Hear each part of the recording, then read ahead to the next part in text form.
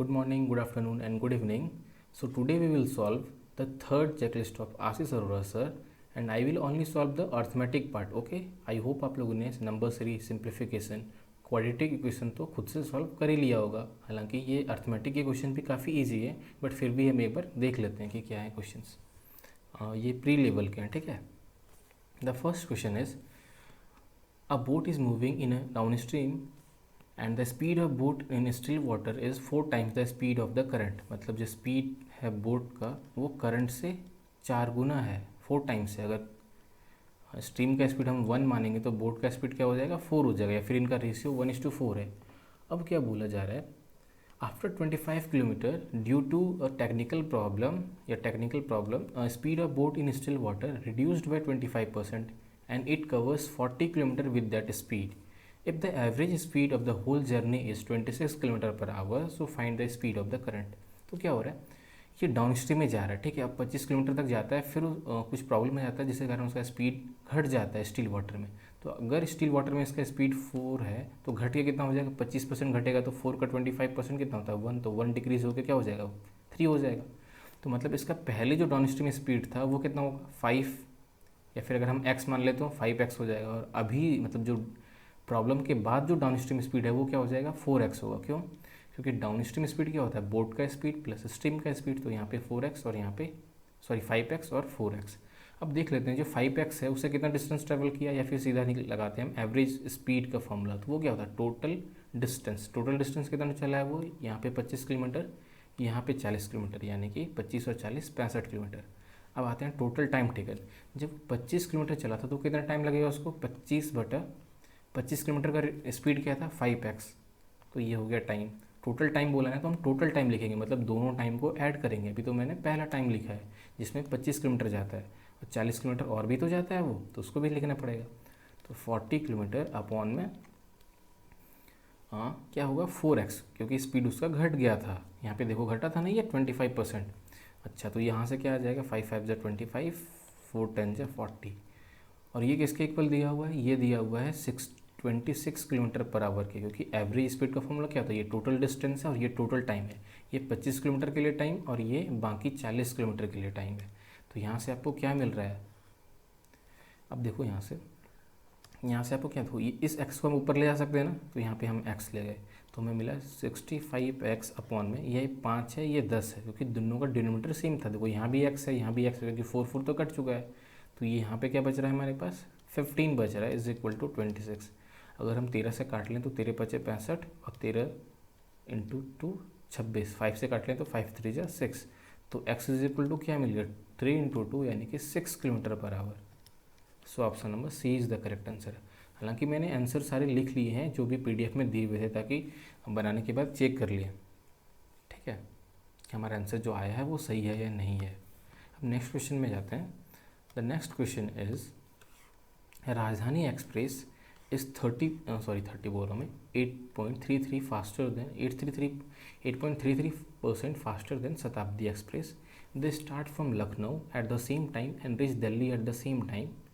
Because there is an obstructions for Rajdhani Express of 15 minutes, find the difference between the speed of the both of the train between Lucknow and Delhi, and distance between Lucknow and Delhi is 312 kilometre. तो यहाँ पे क्या है कि दिया हुआ कि जो राजधानी का जो स्पीड है वो 8.33% फास्टर है। अच्छा, यहाँ पे आपको पता है कि 8.33% का फ्रैक्शन वैल्यू क्या होगा, ये पता होगा, तो ये क्वेश्चन आप तुरंत कर सकते हो। दूसरा चीज़ देखो, यहाँ पे अगर राजधानी फास्टर है और यहाँ पे लिखा है कि सेम टाइम पर रीच कर रहा है, इसका मतलब क्या है कहीं पे राजधानी रुका होगा। तो वही क्वेश्चन में गिवन है कि वो 15 मिनट कहीं पे ऑब्स्ट्रक्शन के कारण रुक गया था, या 15 मिनट कहीं पे खड़ा था, या कुछ भी हुआ था उसमें, तो 15 मिनट वो नहीं चला था, तभी तो दोनों सेम टाइम पर पहुँचेंगे, वरना राजधानी पहले पहुँच जाएगा क्योंकि उसका स्पीड ज़्यादा है। तब 8.33% का फ्रैक्शन वैल्यू क्या होता है, मुझे तो याद है कि ये होता है 1/12। लेकिन ये अगर आपको याद नहीं है तो आप क्या करोगे, आप ना सोचो कि आपको कुछ भी याद नहीं है, आपको इतना तो याद होगा कि 33.33% का फ्रैक्शन वैल्यू क्या होता है, ये होता है 1/3। अच्छा, अगर मैं इस पॉइंट को आगे ले जाऊँ तो क्या हो जाएगा, ये 100/3 हो जाएगा। मतलब अगर मैं पूछूँ आपसे 0.333% का फ्रैक्शन वैल्यू क्या हो जाएगा, ये हो जाएगा 100/3। कैसे होगा, अभी मैंने बता दिया था ये। अच्छा, अगर 0.33 का आ गया तो हम इसको लिख सकते हैं ना 8 + 0.333, तो 8 का फ्रैक्शन वैल्यू क्या होगा, 8% का 8/100, करेक्ट। अब इन दोनों को ऐड करो, क्या हो जाएगा, 8 3 24। अच्छा सॉरी, यहाँ पे मैंने 100 ऊपर क्यों लिखा, ये तो नीचे होगा ना, क्योंकि ये 100 तो नीचे आएगा ना, पॉइंट आगे करेंगे तो यहाँ पे होगा 100। तो 8 3 24 और यहाँ पे हम ऊपर भी 3 मल्टीप्लाई कर देते हैं, यहाँ भी 3 कर देते हैं ताकि डिनोमिनेटर दोनों का सेम हो जाए। ये 24 + 1 25/300 कितनी बार में जाएगा, 12 बार में जाएगा। सो हमारा क्या हो गया, 1/12। इसके दूसरे तरीके भी हैं, बट मैंने जो सबसे ईजी वाला बताया, मतलब आपको कुछ भी याद नहीं है तो भी आप निकाल सकते हो। कैसे निकाल सकते हो बता दिया। तो इनका फ्रैक्शन वैल्यू जो है 8.33 का क्या है, वो है 1/12। अब बोला जो राजधानी एक्सप्रेस है वो शताब्दी से 8.33% ज़्यादा है, मतलब अगर शताब्दी का 12 होगा तो राजधानी का कितना होगा, 13 होगा। दे start from Lucknow at the same time पे स्टार्ट कर रहे हैं और सेम टाइम पे वो पहुंच जा रहे हैं। और जो राजधानी एक्सप्रेस है उसको 15 मिनट कहीं रुकता है। मतलब मुझे एक बताओ कि अगर वो नहीं रुकते तो मतलब जो रुकने का टाइम वो कैसे आएगा, वो हम जो डिस्टेंस है उसको ट्रैवल करने में जितना टाइम लगेगा दोनों में उसके बीच का डिफरेंस। अच्छा, तो जो राजधानी एक्सप्रेस है और जो शताब्दी एक्सप्रेस है, शताब्दी को कितना डिस्टेंस ट्रैवल करना है, 312 किलोमीटर डिस्टेंस ट्रैवल करना है, ठीक है। उसका स्पीड कितना है, उसका स्पीड है 12x में मान ले रहा हूँ अभी, ठीक है, स्पीड दोनों का x में। अब इसमें अगर हम माइनस करेंगे जितना टाइम लगता है राजधानी को कितना टाइम लगेगा, 312, यानी कि टोटल डिस्टेंस अपॉन में स्पीड कितना है इसका, 13x। तो ये किसके इक्वल आएगा, ये आएगा 15 मिनट के इक्वल आएगा। अब मिनट को अगर आवर में चेंज करना है तो क्या करना पड़ेगा, 60 से डिवाइड, तो मैंने डिवाइड कर दिया। ये 15 मिनट क्यों आया है, देखो मैं यहाँ पे बता रहा हूँ कि टोटल डिस्टेंस ट्रैवल करने में कितना टाइम लगेगा, तो दोनों का जो टाइम होगा उसके बीच में डिफरेंस कितने मिनट का होगा, 15 मिनट का। क्यों, क्योंकि 15 मिनट तो ऑब्स्ट्रक्शन के कारण रुका था ना राजधानी एक्सप्रेस।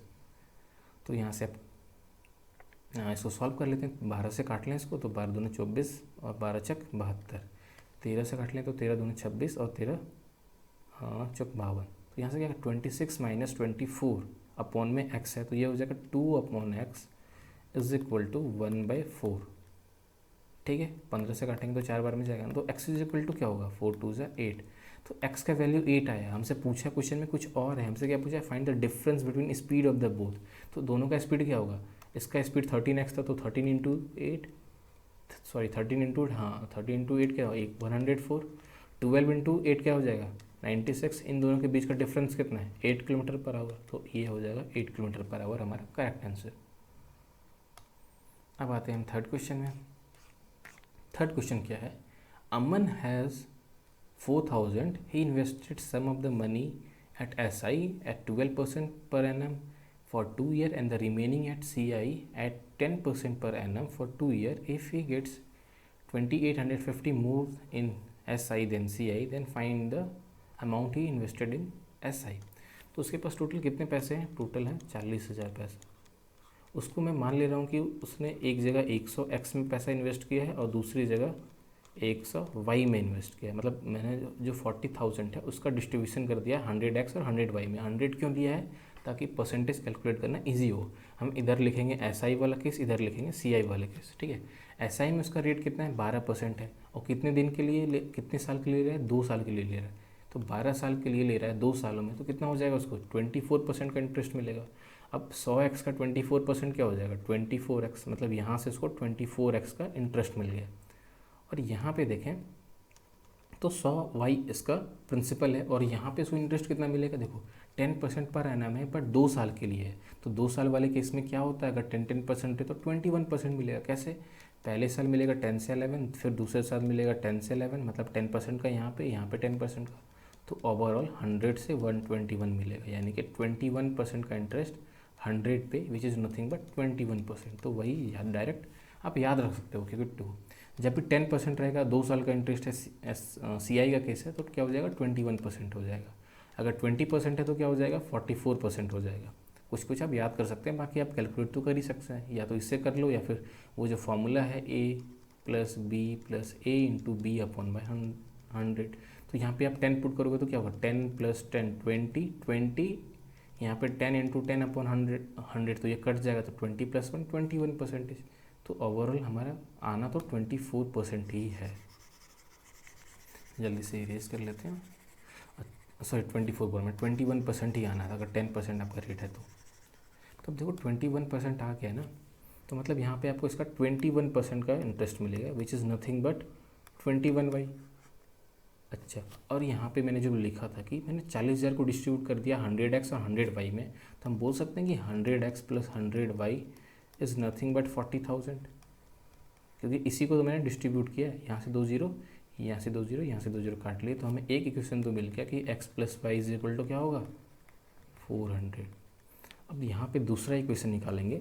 यहाँ पे बोला जा रहा है कि if he gets 28,500 more in SI then CI, मतलब SI में उसको ज़्यादा पैसा मिला है, कितना 2850, मतलब हम SI माइनस CI करेंगे जो इंटरेस्ट मिला है तो वो कितना आएगा 2850 आएगा।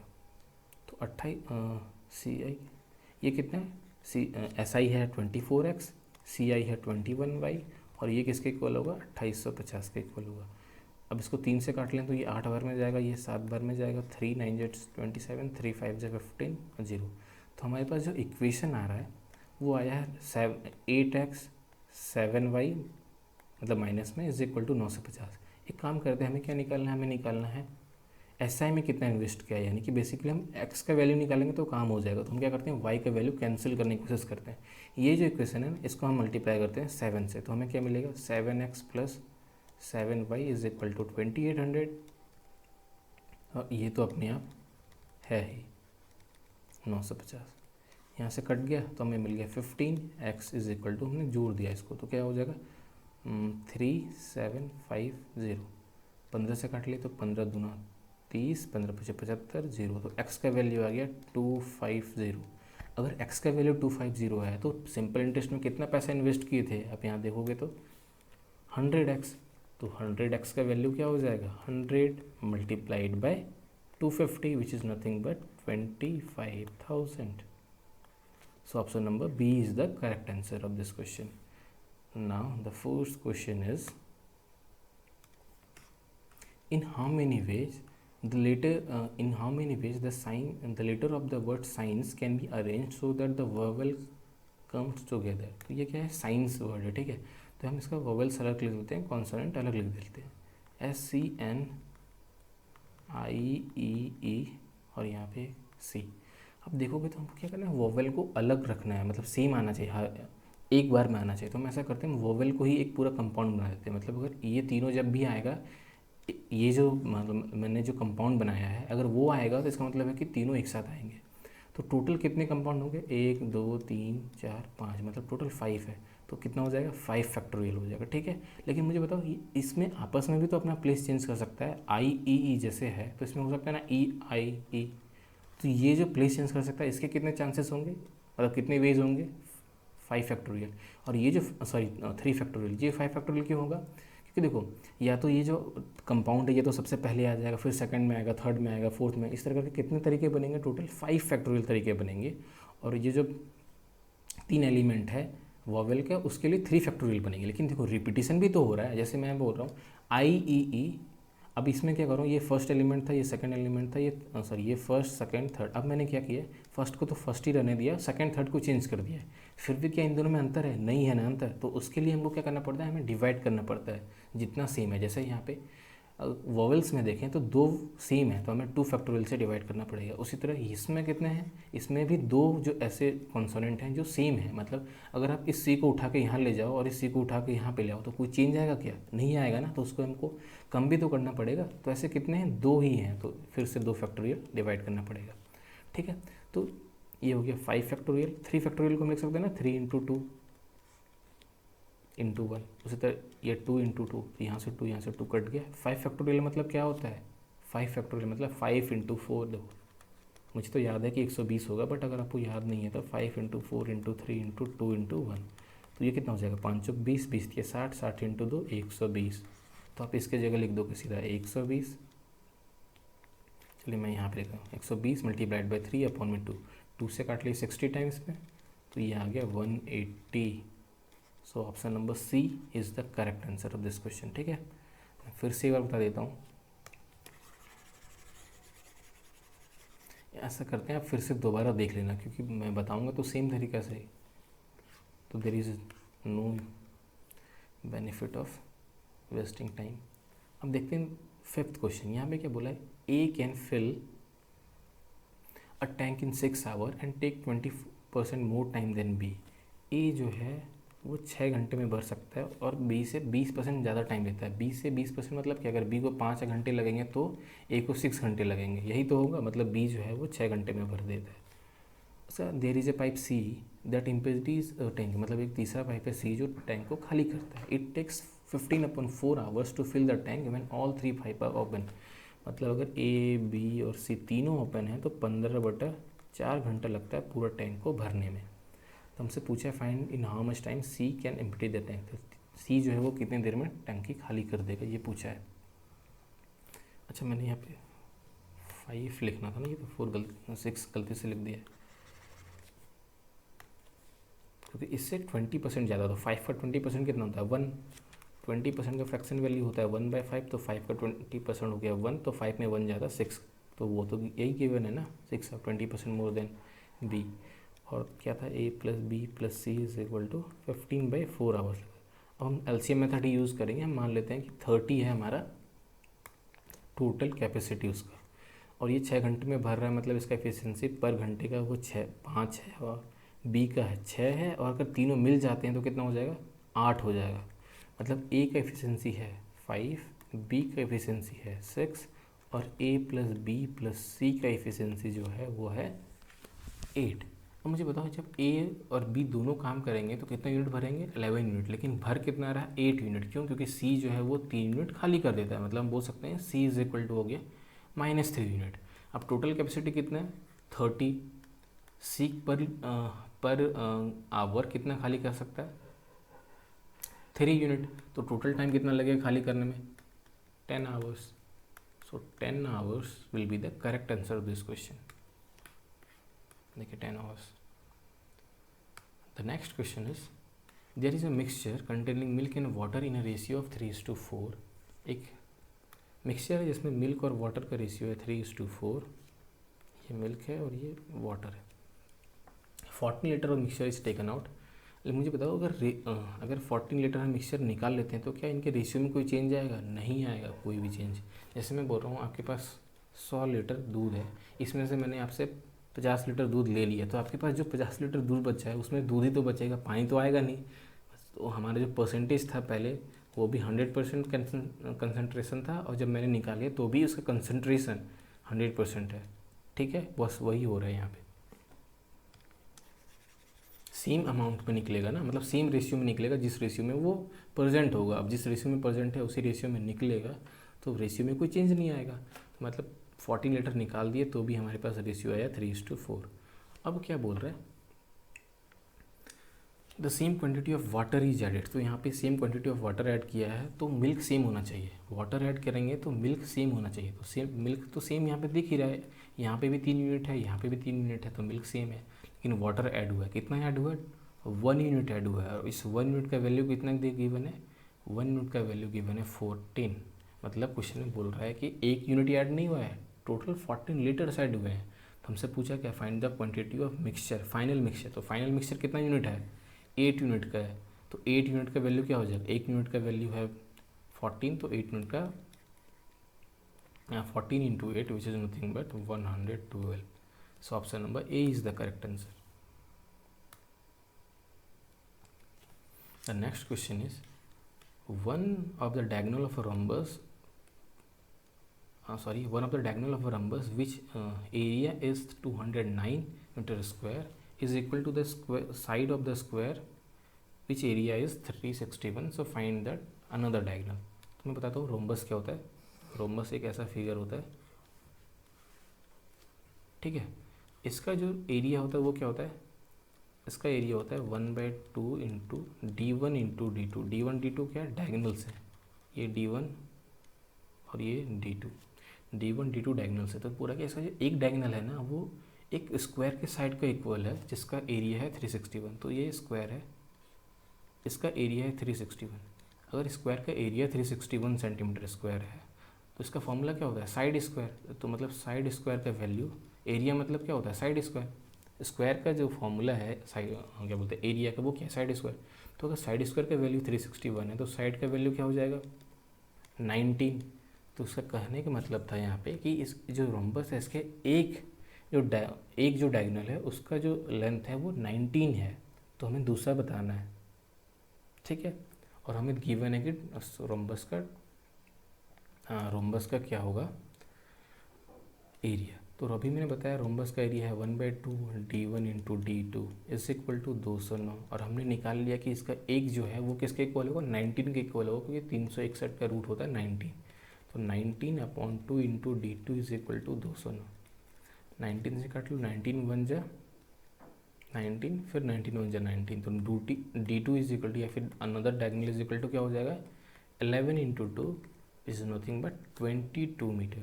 सो 22 मीटर, यानी कि ऑप्शन नंबर बी हमारा करेक्ट आंसर हो जाएगा इस क्वेश्चन का। The next question is an article is sold at 10% profit if 10% profit if the cost price is 10% less and it is sold at 40 more, the profit percentage will be 50%। तो यहाँ पे क्या बोला जा रहा है कि एक आर्टिकल है जो 10% का प्रॉफिट पे बेचा जाता है, तो मतलब अगर CP 10 है तो SP कितना हो जाएगा 11 हो जाएगा। लेकिन बोला अगर उसका CP 10% कम होता है, मतलब ये इसका CP 10 ना हो कि 9 होता और SP जो है वो 40 रुपये ज़्यादा होता है, तो उसको 50% का प्रॉफिट होता है, मतलब 90 पे उसको 50% का प्रॉफिट होता है। ऐसा करते हैं, इसको 2 से मल्टीप्लाई कर देते हैं ताकि 18 का 50% निकालना ईजी होगा, क्योंकि 9 का 50% निकालते तो 4.5 आता, जो मैं नहीं चाहता कि पॉइंट में आए, क्योंकि पॉइंट से मुझे दिक्कत होता है। मैं चाहता हूँ कि चीज़ें जितनी से जितनी सिंपल रह सके, मतलब पॉइंट नहीं रहेगा तो थोड़ा कैलकुलेशन करना ईजी रहता है। तो 18 अगर उसका एक्चुअल CP रहता, मतलब जो CP रहता, तो उसको कितने परसेंट का प्रॉफिट होता है 50% का ज़्यादा, अगर 40 में ज़्यादा में बेचता तो उसका 50% कितना हो जाएगा 9, तो 18 में 9 जोड़ेंगे तो क्या हो जाएगा 27। मतलब अगर उसका SP 22 की जगह 27 होता तो उसको 40 रुपये ज़्यादा फ़ायदा होता। देखो ना 40 मोर, तो मतलब क्या है ये 22 यूनिट है और ये है 27 यूनिट, दोनों के बीच का डिफरेंस कितना है 5 यूनिट। लेकिन क्वेश्चन में बोल रहा है कि जो 5 यूनिट है वो किसका इक्वल है 40 रुपये का इक्वल है। तो 1 यूनिट का वैल्यू क्या होगा 1 यूनिट का वैल्यू हो गया 8 रुपीज़। हमसे पूछा क्या है find the original cost price. Cost price कितना है 20 है ना, 20 यूनिट्स, तो 1 यूनिट का वैल्यू कितना है 80, तो 20 यूनिट का 20 इंटू 8 यानी कि 160 rupees. So option number C is the correct answer. Is length of 44 metre and breadth is 34 metre. If 2 metre wide path inside the field, what will the cost of marbling the path if the cost is 5 रुपी पर metre square. तो ये हो गया हमारा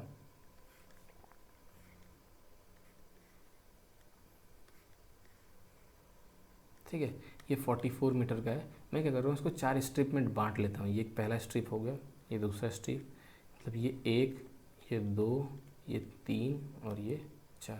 तो ये पहला जो दूसरा है उसका एरिया क्या हो जाएगा, तो यहाँ से यहाँ तक टोटल 34 है और ये 2 है। ये जो रेक्टेंगल दिख रहा है आपको, जो 2 नंबर रेक्टेंगल है उसका एरिया कितना हो जाएगा 34 into 2 which is nothing but 68। अगर दूसरा का एरिया 68 है तो पहला का भी तो 68 ही होगा, ठीक है। उसी तरह तीसरा चौथा कहा है, देखो तीसरा का जो लेंथ है वो घट गया है। देखो यहाँ से 2 मीटर कटा है, यहाँ से 2 मीटर कटा है, मतलब इसका लेंथ कितना हो गया है 40 हो गया है। ब्रेथ कितना है इसका 2 है, क्योंकि जो पाथ है उसकी जो चौड़ाई है वो कितनी है 2 है, तो ये हो गया 80। तीसरे का भी एरिया 80 और चौथे का भी एरिया हो जाएगा 80। अगर आप सबको सम करो तो ये कितना हो जाएगा 160, और ये यहाँ से कितना हो जाएगा 16 अच्छा 12 13, तो यहाँ से आ गया 296। तो ये गलत तो नहीं किया ना, 88 16 कैरी 1, हाँ सही है। तो ये 296 आ गया हमारे पास टोटल एरिया। अब ये जो एरिया है इसमें कॉस्ट जो लग रहा है वो कितना है 5 रुपीज़ पर मीटर स्क्वायर लग रहा है। तो कॉस्ट जो आएगा टोटल वो कितना आएगा 296 मल्टीप्लाइड बाई 5। इसको आप क्या कर सकते हो, इसको 2 से मल्टीप्लाई कर दो, इसको 2 से डिवाइड कर दो। क्यों कर रहा हूँ, ताकि 0 आ जाएगा तो ईजी रहेगा ना। तो कितने जाने जाएगा ये 14 दूना 28, तो 1480। सो 1480 आ रहा है हमारा आंसर। तो कुछ गलत तो नहीं किया ना, देख लेते हैं कि आंसर क्या है। Just a minute. कौन सा क्वेश्चन था वो?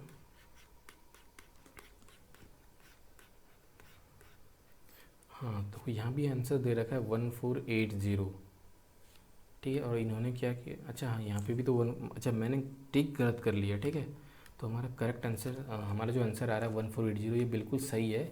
ये फर्स्ट नंबर होगा आंसर, ये मैंने गलती से गलत टिक कर लिया था, देखने का टाइम लगता है,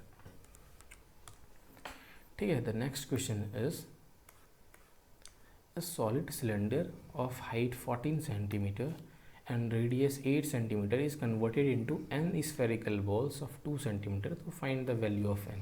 तो यहाँ पे क्या हो रहा है,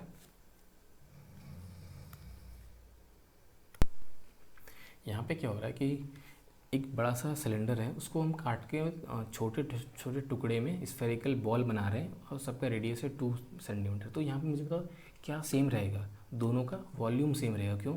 क्योंकि जब हम बना रहे हैं तो जो मटेरियल का वॉल्यूम है बड़े वाले सिलेंडर का, उसी का यूज़ करके तो हम बना रहे हैं एन छोटे वाले स्फेरिकल बॉल, तो दोनों का वॉल्यूम सेम होगा। तो हम क्या करेंगे, वॉल्यूम को इक्वल कर देंगे।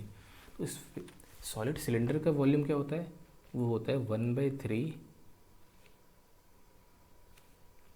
थोड़ा सा क्लियर से लिखते हैं। सॉलिड सिलेंडर का वॉल्यूम क्या होता है, वो होता है πr²h, मैं गलती से 1/3 लिख रहा था, ठीक है। और n है तो n मल्टीप्लाइड बाई 2, एक स्फेरिकल बॉल जो है उसका वॉल्यूम क्या होगा 4/3 πr²h। याद रहे ये जो r है ये है सिलेंडर का, और ये जो r है वो है स्फेरिकल बॉल का। अब देखो यहाँ से पाई और ये पाई कट गया। अब यहाँ पे वैल्यू पुट करते हैं। r कितना है हमारे केस में, 8 है, यानी कि 8 × 8 हो जाएगा। हाइट कितना है, हाइट है 14, is equal to n multiplied by 4/3। यहाँ पे रेडियस कितना है, अच्छा ये मैंने πr³ होगा ना, यहाँ पे मैं गलती लिखा हूँ। देखो स्फीयर का जो वॉल्यूम है वो क्या होता है 4/3 πr³, मैं गलती से πr² लिख गया था। तो πr³ मतलब 2 का क्यूब करेंगे तो क्या आएगा 8, तो 8 से 8 काट लेंगे, कोई दिक्कत नहीं। 4 से काट सकते हैं, 4 2 से 8, तो हमें क्या मिल गया, n इज इक्वल टू 14 2 से 28 × 3 विच इज़ नथिंग बट 84। तो n जो है टोटल कितने हो जाएंगे 84। The next question is A started a business with an investment of 10,000. After 4 months, B joined with 15,000 and 6 months। क्या A जो है वो बिजनेस स्टार्ट कर रहा है 10,000 से, उसके बाद B ज्वाइन कर रहा है 15,000 रुपये, उसके बाद C आ रहा है X रुपये के साथ। तो मैं क्या करता हूँ, X को मान लेता हूँ 1,000 वाई। क्यों मान रहा हूँ पता है, ताकि कैलकुलेशन थोड़ा सा इजी हो जाए, कट जाए। मैंने मान लिया 1,000 वाई।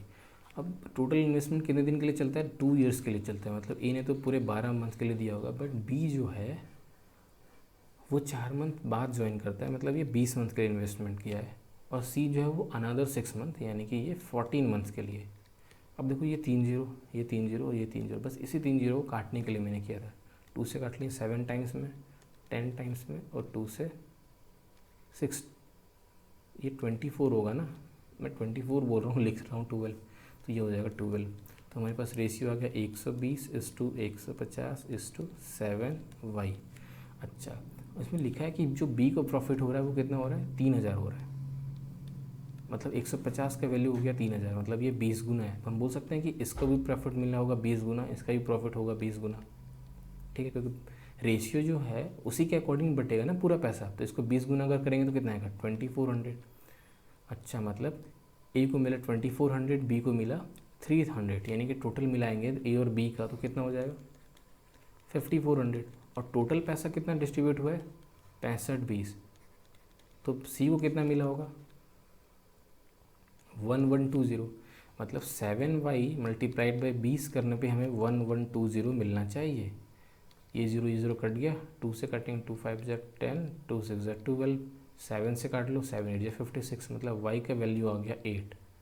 बट ये हमारा आंसर नहीं है। क्यों? क्योंकि हमने माना था x is equal to 1000 y, तो x का वैल्यू क्या हो जाएगा 1000 multiplied by 8 which is nothing but 8000। So option number C is the correct answer.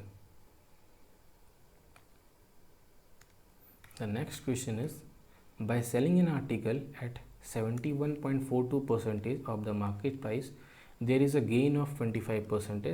what is the ratio of the mark price to the cost price? तो क्या 71.42% का fraction value क्या होता है? 1/7 का होता है 14.28. इधर भी 5 से मल्टीप्लाई कर दो, इधर भी 5 से मल्टीप्लाई कर दो, तो 5/7 का कितना हो जाएगा? 71.42 समथिंग. तो मतलब जो मार्क प्राइस है अगर उसको हम 7 मान लें तो उसका जो सेलिंग प्राइस है वो क्या होगा? इसका 71.42%, विच is nothing but 5. If he gains 25%, अगर उसको 25% का गेन होता है, मतलब सी और एस के बीच का रेशियो क्या है? 4:5. ये 4:5 हो गया डायरेक्ट ही. तो हमसे पूछा क्या है? हमसे पूछा है ratio of mark price to the cost price. तो मार्क प्राइस है 7 यूनिट, कॉस्ट प्राइस है 4 यूनिट, तो 7:4 हो गया.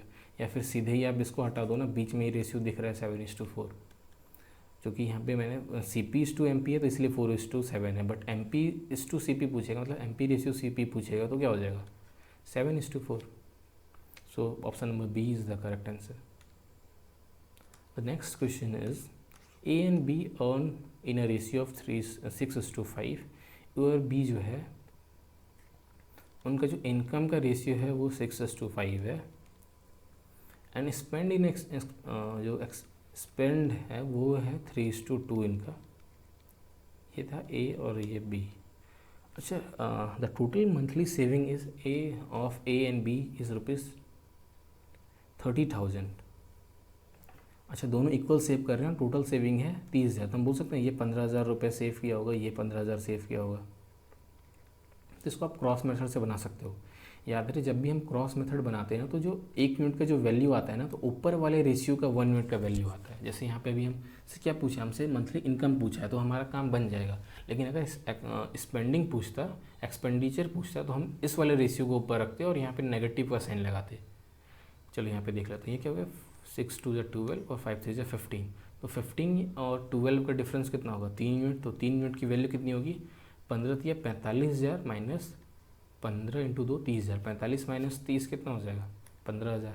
तो 3 यूनिट का वैल्यू हो गया 15,000, मतलब 1 यूनिट का वैल्यू हो गया 5,000. हमसे क्या पूछा? मंथली इनकम ऑफ बी का मंथली इनकम कितना है? 5, यानी कि 5 यूनिट का वैल्यू. तो 5 यूनिट का वैल्यू क्या हो जाएगा? 1 यूनिट का वैल्यू है 5,000, तो 5,000 का वैल्यू 5,000 यूनिट का क्या हो जाएगा? 25,000. सो 25,000, यानी कि option number A is the correct answer.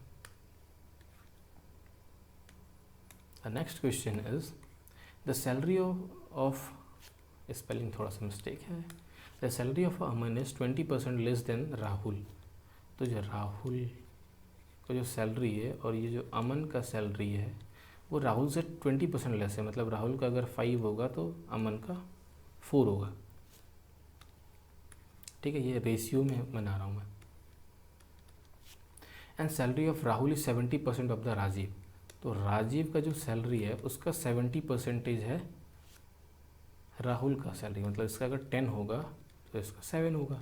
अब दोनों रेशियो को कंबाइन कर देते हैं तो ये 35 बनेगा. मतलब इस वाले को हम 7 से मल्टीप्लाई कर देते हैं, इस वाले को हम 5 से मल्टीप्लाई कर देते हैं. तो ये क्या हो जाएगा?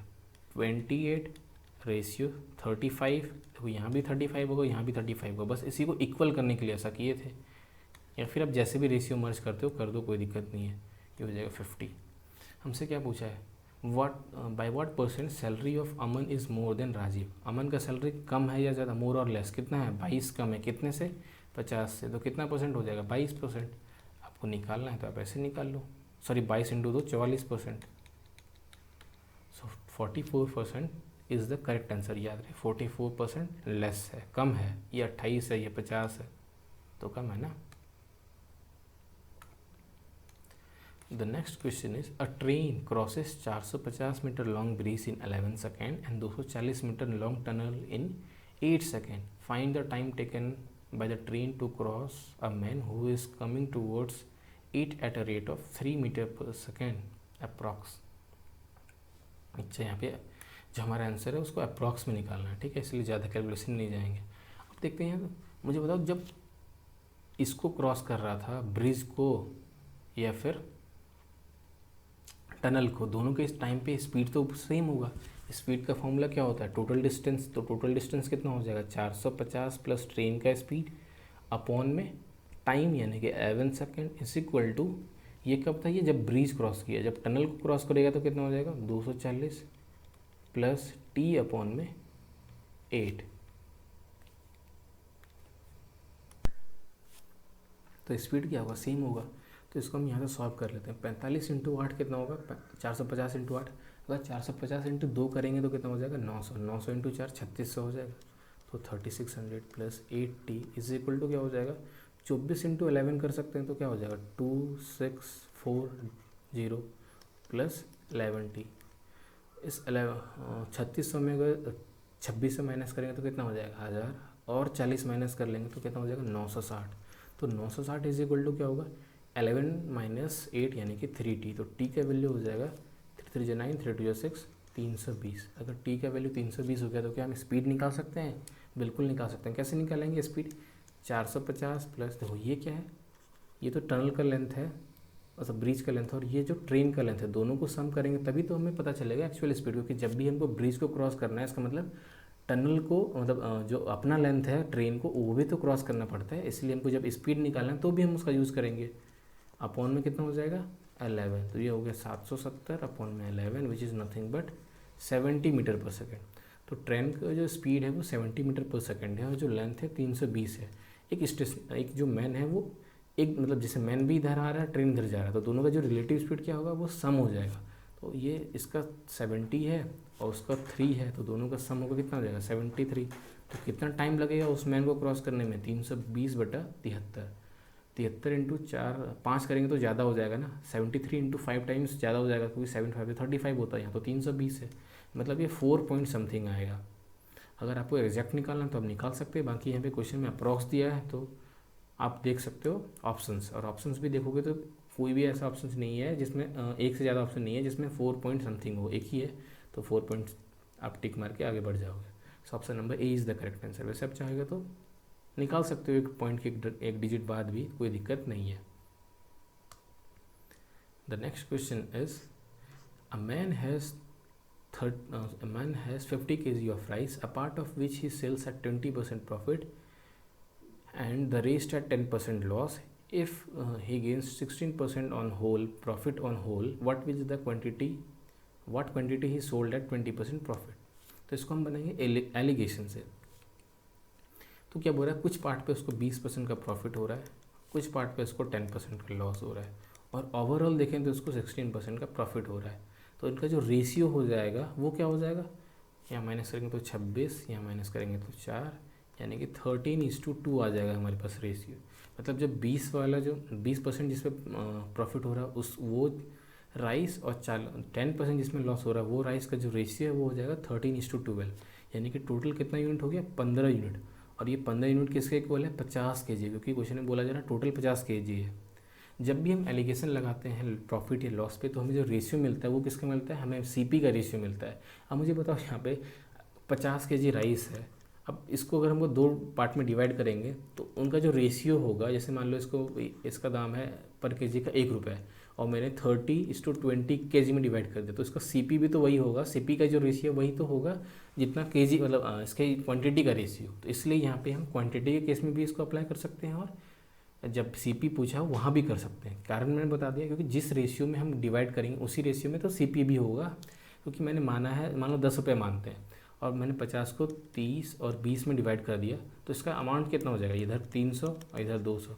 अब इनका रेशियो निकालोगे तो 3:2 आएगा, क्वांटिटी का रेशियो निकालोगे तो भी 3:2 आएगा। आई होप आप समझ गए होंगे।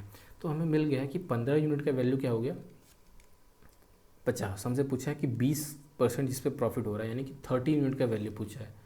तो 30 यूनिट का वैल्यू क्या हो जाएगा 50/15 इंटू में 13। 15 से नहीं कट रहा है लेकिन 5 से काटते हैं, 5 3 से 5 10 जा, तो हमें क्या मिला, हमें मिला 130 अपॉन में 3। तो ये हमारा जो आंसर है ना ये गलत है, ठीक है। 130 अपॉन में 3 हमारा करेक्ट आंसर होगा, ठीक है। आप ट्राई कर सकते हैं, मैंने 1-2 बार ट्राई कर लिया, वो गलत ही है। नेक्स्ट क्वेश्चन पे आते हैं। Rahul work for 6 days and remaining work is is completed by Ajay in 5 days. तो राहुल जो है वो 6 दिन काम करता है और बाकी बचा हुआ काम, और मैं मान रहा हूँ राहुल का एफिशिएंसी आर है इसलिए 6 आर मैंने लिख दिया 6 दिन का काम। उसी तरह जो अजय है उसका काम कितना हो जाएगा 5 इंटू में ए मैं इसका एफिशिएंसी मान रहा हूँ। लेकिन अगर अजय 8 दिन काम कर लेता है, यानी कि ए 8 दिन काम कर लेता है अजय, तो remaining work was completed in 4 days by Rahul. तो राहुल बाकी बचा हुआ काम 4 दिन में कर लेता है। तो हमसे पूछा है find in how many days will Ajay complete the whole work alone.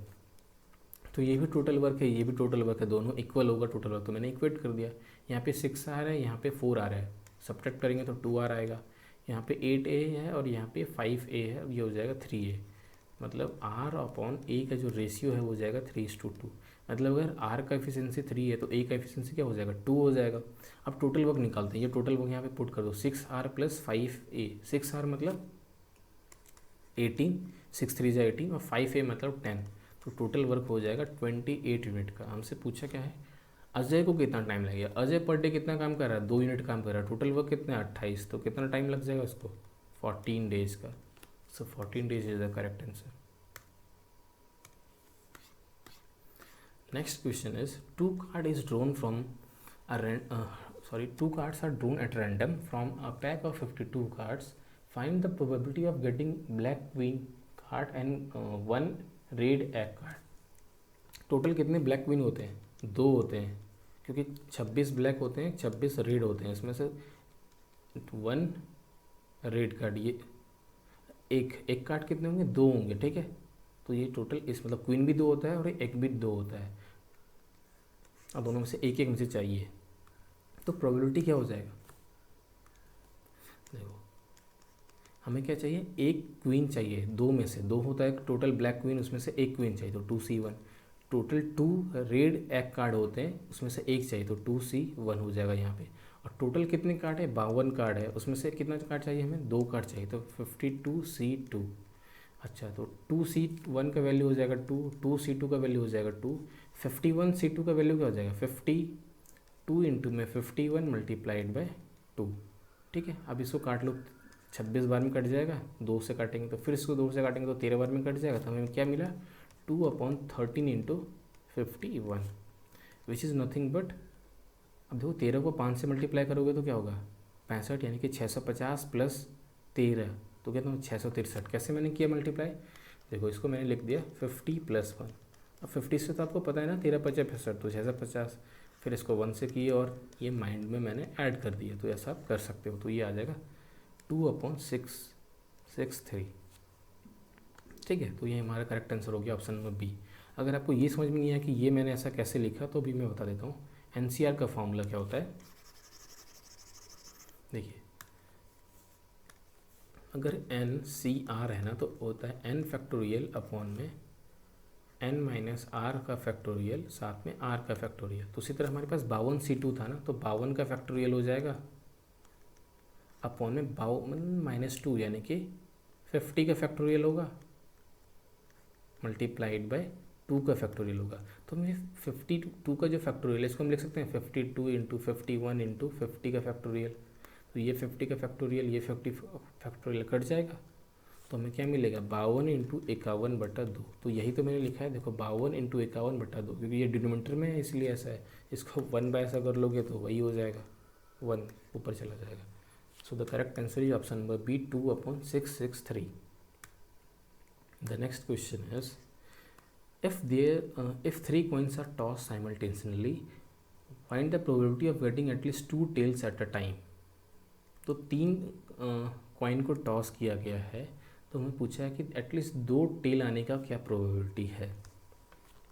अच्छा मुझे बताओ अगर 2 कॉइन को अगर हम टॉस करेंगे तो टोटल कितने पॉसिबल आउटकम्स बनेंगे, वो बनेंगे 2/3, ठीक है। 2 कॉइन है इसलिए 2, मतलब 2 कॉइन है, मतलब 2 कॉइन नहीं है, मतलब कॉइन तो 3 है बट इसको साइमल्टेनियसली टॉस किया गया है। तो ये 2 यहाँ पे क्यों है, क्योंकि जो कॉइन है उसमें ना 2 पॉसिबिलिटी होता है, या तो हेड होता है या तो टेल होता है, इसके अलावा तो नहीं आएगा ना। उसी तरह अगर हम 2 कॉइन को टॉस करें तो टोटल कितने आउटकम्स होंगे 2/2 यानी कि 4। इसी तरह अगर 3 कॉइन टॉस करेंगे 2/3 यानी कि 8। अगर 4 कॉइन करेंगे तो 2/4 यानी कि 16। अगर आप चाहो तो निकाल भी सकते हो, जैसे मैंने दो पॉइंट को टॉस करूँ तो हेड हेड आ सकता है, हेड टेल आ सकता है, और टेल टेल आ सकता है, और टेल हेड आ सकता है। ये 4 पॉसिबिलिटी हो गए। उसी तरह अगर 3 कॉइन को आप टॉस करोगे तो कितने होंगे? 8 होंगे। कैसे निकाल सकते हो आप चाहो तो लिख सकते हो, मैं बता दूँ। देखो आप शुरुआत करो, पहला हेड हो सकता है, दूसरा हेड, तीसरा हेड। पहला हेड, ये टेल और ये हेड, पहला ये हेड, हेड टेल, फिर ये और क्या हो सकता है? टेल हेड हेड, ये 4 हो गए। और अभी क्या हो सकते हैं? अब देखो, टेल टेल हेड हो जाएगा, टेल हेड टेल हो जाएगा, 2 हो गए, और 2 बाकी कुछ। तो एक तो तीसरा होगा टेल टेल टेल, और कुछ बचा है टेल टेल में? Tail tail head. देखिए टोटल हो गया ना, 1 2 3 4 5 6 7 8, और इसको आप डायरेक्ट निकाल सकते हो 2 to the power 3। हमसे पूछा है find the probability of getting at least 2 tails at a time. At least 2 tails मतलब 2 या 2 से ज़्यादा, 2 से या 2 से ज़्यादा कितनी बार में? एक बार यहाँ पे है, 2 बार यहाँ पे है, तीसरी बार यहाँ है, चौथी बार यहाँ है। इधर में देखो कभी भी 2 टेल्स नहीं है, 2 या 2 से ज़्यादा नहीं है, यहाँ भी नहीं है, यहाँ भी नहीं है, यहाँ भी नहीं है। तो टोटल आउटकम्स थे हमारे पास 8, और 4 टाइम्स ऐसा है जब 2 या 2 से ज़्यादा है, तो प्रोबेबिलिटी क्या हो जाएगा? 1/2। So option number A 1/2 is the correct answer. इसको डायरेक्ट ऐसा कर सकते थे, जैसे आपको क्या चाहिए? एटलीस्ट 2 टेल चाहिए ना, तो हम 2 टेल लिखते हैं। ये tail tail head, tail head tail, tail tail tail, उसके बाद हेड टेल टेल। ये 4 पॉसिबिलिटी आपको दिख रहा है, इसके अलावा तो कुछ दिख नहीं रहा है। टोटल कितने आउटकम्स होते हैं? 8। फेवरेबल कितने हैं? 4। तो प्रोबेबिलिटी क्या हो जाएगा? 1/2। So option number A correct answer हो गया। The next question is in an equilateral triangle of side 8 metre the area is equal to the area of trapezium having parallel side of 9 meter and 7 meter. So find the height between the parallel sides of the trapezium. तो trapezium किसको बोलते हैं? जिसका 2 side parallel होता है। तो ये हो गया ट्रेपेजियम। ऊपर वाला साइड छोटा है तो 7 सेंटीमीटर, ये 9 सेंटीमीटर, और इसके बीच का जो ये है इसका हाइट। ये साइड और ये साइड पैरेलल होता है। इसका एरिया का फॉर्मूला क्या होता है? 1/2 multiplied by sum of parallel sides multiplied by h. तो यहाँ पे इसका एरिया क्या हो जाएगा? 1/2 into sum of parallel side, मतलब 9 7 16 इंटू में एच। अच्छा, ये जो एरिया है ये किसके इक्वल है? ये इक्वल है एक इक्विलेटरल ट्रायंगल के एरिया के, जिसका साइड है 3। तो इक्विलेटरल ट्रायंगल किसको बोलते हैं? जिसका तीनों साइड इक्वल हो, ये भी इक्वल हो, ये भी इक्वल हो, ये भी इक्वल है। ठीक है, तो ये हो जाएगा √3/4 साइड स्क्वायर।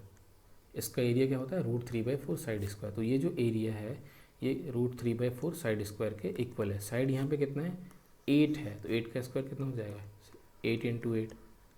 अब 16 है, यहाँ पे 8 है, तो 2 टाइम्स में कट गया, और ये 2 और ये 2 कट गया। 4 से काट लें तो 4 2 8। तो हमें क्या मिला? h इज़ इक्वल टू, यहाँ पे क्या है? 2√3। तो h is equal to 2√3 is the correct answer, यानी कि option number C. The next question is Syam invested 1800 in a scheme offering 15% at SI. After 3 years, he invested a part of amount he received in another scheme offering 20% SI. After 2 years, he received 800 as an interest. So find the amount he didn't invested. मतलब वो पहले कहीं पैसा लगा रहा है, उसमें से पैसा आने के बाद कुछ पैसा छोड़ के बाकी पैसा लगा दे रहा है किसी दूसरे स्कीम में, जहाँ से उसको 800 रुपये का इंटरेस्ट मिल रहा है। तो हमें बताना है कि कितने रुपए उसने नहीं लगाए जो उसको मिला था। तो यहाँ पे देखते हैं 1800 है, ठीक है। इसमें 15% का रेट है, मतलब 3 साल में कितना मिल जाएगा? 45% मिल जाएगा। तो इसका 1800 का 45%, नीचे 2 0 लिखो, इसको काट दो। इसको हम कैसे निकालेंगे? हम लिख दे, इसको 9 लिख सकते हैं ना, इसको 90 लिख सकते हैं। कैसे किया मैंने? इसका 2 निकाल के इसको दे दिया, इसको मैंने लिखा 9 × 2 और इसको मल्टीप्लाई कर दिया, तो ये हो गया 810। मतलब 810 रुपये का इसको इंटरेस्ट मिलेगा, और उसका जो प्रिंसिपल है वो 1800 है। तो 810 का इसको इंटरेस्ट मिल गया, मतलब 2610 हो गया टोटल अमाउंट जो उसको मिला था पहले स्कीम से। अब दूसरी बार जो स्कीम है उसमें उसका जो रेट है वो 20% है, और वो कितने साल के लिए इन्वेस्ट किया है, 2 साल के लिए किया है। तो 2 सालों में कितना मिल जाएगा उसको, 40%, क्योंकि ये CI का नहीं SI का केस है, तो 40% मिल जाएगा उसको इंटरेस्ट। और इस 40% का वैल्यू कितना है, 800। तो हम बोल सकते हैं कि 1% का वैल्यू कितना हो जाएगा, 40 से काट लो 20%। अगर 1% का 20 है वैल्यू, तो 100% का वैल्यू क्या हो जाएगा, 2000। मतलब कि उसने जो दूसरा स्कीम है उसमें 2000 रुपये इन्वेस्ट किया था, 2000 रुपये इन्वेस्ट करेगा तभी तो 2 सालों में 40% का इंटरेस्ट, यानी कि 20% का 2 बार इंटरेस्ट मिलके 2000 रुपये होगा। अच्छा, मतलब उसने 2000 रुपये इन्वेस्ट किए थे और उसको मिला कितना था पहले स्कीम से, 2600। तो कितने रुपए उसने इन्वेस्ट नहीं किए, 610 रुपये। Find the amount he didn't invested, कितना है, 610। सो option number D is the correct answer. The next question is, Ashish bought a stock of jeans worth rupees 60,000. He sold 40% of the stock at 20% profit and 35% of stock at 25% profit. If the remaining stock was damaged, then find the overall profit and percentage, set of profit or loss. तो इसके पास कितने jeans थे, 6000 jeans थे।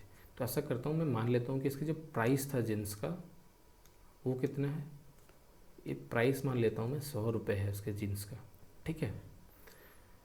तो total number of jeans कितने हो जाएंगे उसके पास, 6 से डिवाइड कर लेते हैं इसको, मतलब 100 से डिवाइड कर लेते हैं तो 600 हो जाएगा। अब इस 600 का जो 40% है उसको 20% का प्रॉफिट पे बेचा है इसका, तो इसका 40% कितना हो जाएगा, 240। 10% हो गया कितना, 600 का 10% कितना हो जाएगा, 60 इंटू 4 यानी कि 240 हो जाएगा 40%। इसको वो 20% का प्रॉफिट भी बेचा है। 20% का प्रॉफिट मतलब ये 100 रुपये का है, तो उसका 20% कितना हो जाएगा, 20, तो 120 ऐड मतलब हो जाएगा उसका SP। अब बाकी जो 35% है, तो 35% कितना आएगा, 6 इंटू 35 कितना हो जाएगा, 210। जो 210 जीन्स है उसको वो क्या कर रहा है, ये नंबर ऑफ जीन्स है, मैंने एज्यूम किया, आप कुछ भी कर सकते हो, यहाँ मैंने 100 एज्यूम किया ना, आप चाहे तो कुछ भी करो, आंसर सेम आएगा। उसको 25% का प्रॉफिट पे बेचता है, 25% मतलब 125 के रेट पे बेचेगा। और बाकी बचा हुआ जो है वो डैमेज हो जाता है, तो जो टोटल पैसा वो सेल करके जो हुआ उसके पास वो इतना ही हुआ है, मतलब इतना का जीन्स उसने बेचा, बाकी जीन्स उसका बर्बाद हो गया। तो हम देखते हैं कि उसने कितने रुपए बेच के कमाए, और वहाँ से पता चल जाएगा कि उसने कितने का लॉस हुआ या कितने का प्रॉफिट हुआ। तो ये क्या है, इसको हम लिख सकते हैं 120 इंटू 120 इंटू में 2। तो 120 का स्क्वायर आपको पता है ना, 144 होता है 12 का स्क्वायर। अब 12 का स्क्वायर जब आपको पता ही है तो 144 का डबल नहीं कर सकते हो आप डायरेक्ट, बिल्कुल कर सकते हो। क्या होता है, 2880 00 हो जाएगा, ठीक है, 28,800। उसी तरह यहाँ पे भी आप कर सकते हो, क्या, एक काम करो, इसका वो जो 1 है उसे निकाल के इसको दे दो, तो ये क्या हो जाएगा, 105, 1 बोला मैं, 2 निकाल के इसको दे दो, तो इसको 2 से मल्टीप्लाई करेंगे तो 250 हो जाएगा। अब इसको आप 250 से मल्टीप्लाई कर सकते हो, इसको अगर 28,800 है ना, इसको आप 100 से मल्टीप्लाई करो, 250 को आप क्या करो, इसको लिख दो, चलो मैं लिख के दिखा देता हूँ, इसको आप ऐसा लिख दो। अब इसको 100 से मल्टीप्लाई करो, 100 से करोगे तो क्या हो जाएगा, 25,000 होगा। जब 5 से करेंगे तो कितना होगा, 25 इंटू 5 होता है 125, यानी कि 1250। सबको सम करो, 50 10 8 5 13 1 14 15 कैरी 1, तो 5050 सॉरी 55050 इतना पैसा उसने, इतने पैसे का वो जीन्स बेच दिया। टोटल उसने कितने लगाए थे जीन्स खरीदने में, उसका CP कितना था, 60,000। उसने बेच के कितने लिए, 55,050। तो उसको लॉस कितने का हुआ, 54 4, अच्छा ये 9 होगा ना, 4,950 रुपये का उसको लॉस हो गया, क्योंकि उसने इतने में ख़रीदा था सब जीन्स और इतने का ही बेच पाया, बाकी तो ख़राब हो गया, इसलिए उसको 4,950 रुपये का लॉस लग गया। The next question is, the ratio of speed of truck to car is 3:5। They start from the same time and move towards opposite direction. मतलब अगर मैं मान लूँ ट्रक का स्पीड 3x तो कार का स्पीड क्या हो जाएगा, 5x, और दोनों यहीं पे थे और एक इधर जाना शुरू कर रहा है, दूसरा इधर जाने शुरू कर रहा है। मैं मान लूँ ये इधर 3x वाला इधर जा रहा है, 5x वाला इधर जा रहा है, तो 3 घंटे के बाद क्या होता है, उन दोनों के बीच का डिस्टेंस कितना हो जाता है, 720, मतलब मुझे बताओ 3 घंटे में ये कितना चल लेगा। अगर इधर चलेगा तो 9x, और ये इधर चलेगा तो कितना x चल जाएगा 15x, मतलब जो टोटल डिस्टेंस हो जाएगा दोनों के बीच में वो जाएगा 9x plus 15x which is nothing but 24x। और इस 24x की वैल्यू दे रखी है 720, 24 या 72 होता है, यानी x का वैल्यू हो गया 30। आप यहाँ पे ऐसा ना करके ऐसे भी कर सकते थे कि हर घंटे उनके बीच का सेपरेशन कितना हो जाएगा 8 हो जाएगा, क्योंकि ये 3 है ये 5 है, 8x का 3 घंटे में कितना हो जाएगा 8x इंटू 3 यानी कि 24x। तो यहाँ से भी 24x आया था। ये समझने में थोड़ा इजी होता है इसलिए मैंने ये बता दिया। तो x का वैल्यू आ गया 30। तो हमसे पूछा है कि कार को कितना टाइम लगेगा 450 किलोमीटर ट्रैवल करने में। तो कार का स्पीड कितना है 5x, तो 5x का वैल्यू क्या हो जाएगा 5 into 30 which is nothing but 150। तो टाइम कितना लगेगा 450 किलोमीटर ट्रैवल करने में, 450 upon 150 which is nothing but 3 hours. So 3 hours will be the correct answer of this question. The next question is, by selling 2 articles, a man earns 20% loss. Wow. By selling in 2 articles, a man earns 20% loss on the first article and 30% profit on the second article. Find the overall profit और loss if the ratio of CP of the first article and second article is 2:3। मतलब इसको एक पे 20% का loss हो रहा है, दूसरे पे इसको 30% का प्रॉफिट हो रहा है, और इनके बीच का जो रेशियो है वो 2:3 दे रखा है CP का। तो जो CP का रेशियो होता है वही रेशियो तो यहाँ पे होता है ना जब एलिगेशन यूज़ करते हैं हम। तो मतलब यहाँ पे कोई ऐसा नंबर होगा जिसको यहाँ पे पुट करने पे जो डिफरेंस लेंगे उसके बाद उसका जो रेशियो आएगा वो 2:3 आएगा। तो सीधी बात हमको करना क्या है, हमें इन दोनों के बीच का जो डिफरेंस है उसको 2:3 में डिवाइड करना है। इनके बीच का डिफरेंस कितना है, अब मत बोल देना 10 है, नहीं, इनके बीच का डिफरेंस कितना है 50 है। देखो ये -20 है, ये +30 है, डिफरेंस कितना है 30 है डिफरेंस, सॉरी 30 बोल रहा हूँ 50 है डिफरेंस। फिर से लिखता हूँ मैं थोड़ा सा इसको, ये 30 नहीं दिख रहा है। हाँ, तो इनके बीच का डिफरेंस कितना है 50 है। अगर 50 डिफरेंस है उसको 2:3 में डिवाइड करना है तो क्या हो जाएगा, ये हो जाएगा 20, ये हो जाएगा 30। मतलब आपको एक यहाँ पे ऐसा नंबर लिखना है कि इधर का डिफरेंस 30 है, इधर का डिफरेंस 20 है, तो क्या हो जाएगा वो 10 हो जाएगा। अब देख लो 30 माइनस 20 करोगे तो भी 10 आएगा, सॉरी 30 माइनस 10 करोगे तो भी 20 आएगा, और 10 माइनस ऑफ -20 करोगे तो 30 आ जाएगा। तो हमें क्या पता चला कि हमें पता चला कि 10% का प्रॉफिट होगा। प्रॉफिट क्यों, क्योंकि इसका साइन पॉजिटिव है, अगर इसका साइन नेगेटिव होता है तो लॉस होता है, अगर पॉजिटिव है तो प्रॉफिट होगा। तो हमारा जो करेक्ट आंसर हो जाएगा 10% प्रॉफिट। हालांकि आप इसको दूसरे तरीके से भी बना सकते हो। कैसे बनाओगे इसको, CP है ना, एक का CP 200 मान लिया, दूसरे का CP 300 मान लिया, तो इसका रेशियो 2:3 हो गया। अब पहले को उसने 20% का लॉस पे बेचा है, 20% का लॉस मतलब 20 × 20 40, यानी कि 160 रुपये में बेचा है। दूसरे को वो 30% का प्रॉफिट में बेचा है, 30% का प्रॉफिट बोले तो 390 में बेच दिया है, ठीक है। अब इन दोनों को सम करोगे तो कितना आएगा 550। मतलब उसका जो टोटल CP था वो 500 था, और जो टोटल SP है, याद रही है क्या था, CP था और ये था SP। यहाँ पे इसको लॉस हुआ था, यहाँ प्रॉफिट हुआ था। टोटल SP कितना आ गया 550। कितने का प्रॉफिट हुआ है 50 का, कितने पे 50 पे, परसेंटेज कितना है 10% प्रॉफिट। तो ऐसे भी बना सकते हो, इसमें थोड़ा कैलकुलेशन ज़्यादा है, उसमें आप एलिगेशन वाले मेथड से आप तुरंत ही कर सकते हो। And finally the last question is,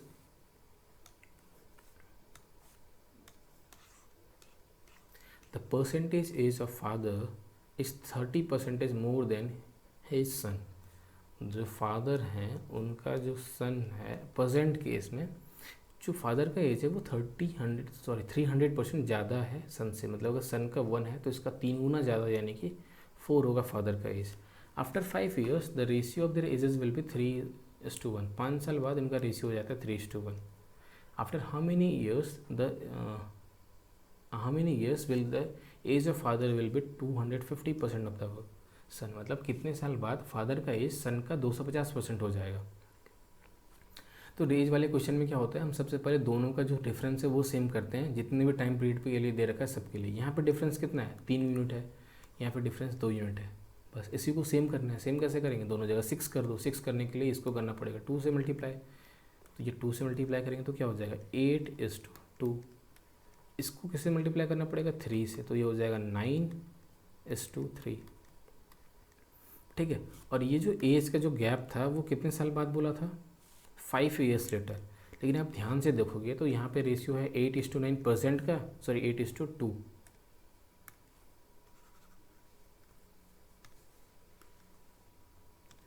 8:2% का रेशियो है और 5 साल बाद उनका रेशियो है 9:3। तो इन दोनों को रेशियो को अगर आप सिंप्लीफाई करोगे तो यही आएगा ना 3:1, और ये जो वहाँ पे जो था 300% मोर। लेकिन यहाँ पे दिख रहा है कि 1 यूनिट ज़्यादा हो रहा है, मतलब 1 यूनिट से एज इंक्रीज़ कर रहा है, लेकिन क्वेश्चन में तो बोल रहा है 5 साल ज़्यादा है, मतलब 5 साल बाद का एज है, तो 1 यूनिट का वैल्यू हो गया 5। इसका मतलब क्या है कि परसेंटेज उसका हो जाएगा सन का 10 और उसके फादर का हो जाएगा 40, क्योंकि 1 यूनिट का वैल्यू है 5, तो 8 यूनिट का वैल्यू हो जाएगा 40, मतलब फादर का परसेंटेज है 40 और सन का परसेंटेज है 10। अब बोला कितने साल बाद फादर जो है उनका एज हो जाएगा 250% ऑफ द सन। मैं मान लेता हूँ कि x साल बाद फादर का एज 250% ज़्यादा हो जाएगा, सॉरी फादर का एज सन से 250% हो जाएगा, सन का 250% हो जाएगा, ज़्यादा नहीं का, ठीक है 250% ऑफ द सन एज। तो मैं मान ले रहा हूँ कि x ईयर के बाद, मतलब x साल के बाद फादर का एज हो जाएगा 40 + x और सन का एज हो जाएगा 10 + x। और कंडीशन क्या है कि फादर का एज 250% हो जाएगा, मतलब अगर ये 100 है तो ये कितना हो जाएगा 250, या फिर आप सीधा अगर आप 250 लिखना चाहते हो तो लिख सकते हो 250, लेकिन इस परसेंटेज से वाले नीचे 100 तो लिखोगे। ये जीरो कट गया, 5 से काटेंगे तो 5 5 या 5 2 है, क्रॉस मल्टीप्लाई कर दो 80x + 2x = 50x + 5x। अब इस 50x को इधर ले आएंगे तो सॉरी 50x क्यों लिखा है मैंने, ये गलत किया है, थोड़ा मिस्टेक। 2 × 40 80 होगा ना, सिर्फ 5 × 10 50 होगा ना, x क्यों लिख रहा हूँ। 80 - 50 करेंगे तो क्या हो जाएगा 30 = 5 - 2 3x, तो x का वैल्यू क्या हो जाएगा 10। अगर x का वैल्यू 10 है, इसका मतलब क्या है कि 10 साल बाद उनके एज का डिफरेंस, या फिर सॉरी 10 साल बाद उनके फादर का एज सन से 250% हो जाएगा, या फिर सन का 250% हो जाएगा। So option number 10 is the correct answer. So यहाँ पे हमारा लास्ट क्वेश्चन ख़त्म होता है। अगर आपने यहाँ तक वीडियो देखा है तो बहुत बहुत थैंक यू आपको। और क्या अगर आपको कोई भी क्वेश्चन में डाउट हो रहा है तो आप नीचे मैं एक गूगल लिंक दे दूँगा, आप वहाँ पे अपना क्वेश्चन सबमिट कर सकते हैं। अगर मेरे से बना और वो क्वेश्चन मुझे सही लगे तो मैं उसका सॉल्यूशन वीडियो सॉल्यूशन ज़रूर लाऊंगा अपने चैनल पर, ठीक है। आपको करना क्या है, आपको बस और आपको क्वेश्चन, आपका जो क्वेश्चन है उसको नीचे जो फॉर्म दे रखा है उसमें सबमिट कर देना क्वेश्चन, ठीक है। और याद रहे क्वेश्चन को पूरा, मतलब पूरा कंप्लीट क्वेश्चन देना है, ऐसा नहीं कि आप अधूरा दे देंगे तो वो नहीं बन पाएगा ना, मेरा टाइम भी बर्बाद होगा। इसलिए आप पूरा कंप्लीट क्वेश्चन जितने फ़ोटो में आ सकता है, जैसा भी है, जिस फॉर्मेट में आप देना चाहेंगे आप दे सकते हैं, ठीक है। अगर उसका सॉल्यूशन मेरे से होता है या फिर वो क्वेश्चन सही लगता है मुझे तो मैं उसका सॉल्यूशन ज़रूर आपको वीडियो सॉल्यूशन प्रोवाइड करूँगा इसी चैनल पर, और आपको लिंक भी भेज दूँगा, ठीक है। सो आई होप आपको ये सब जितने क्वेश्चन मैंने बताया है वो आपको आता भी होगा, और अगर कहीं नहीं आता होगा तो वो थोड़ा क्लियर हो गया होगा। अगर आपको लगता है कि मुझे कहीं इम्प्रूव करने की ज़रूरत है तो आप मुझे कमेंट में बता सकते हैं। बाकी यहाँ तक आपको वीडियो देखने के लिए बहुत बहुत थैंक यू। बाय।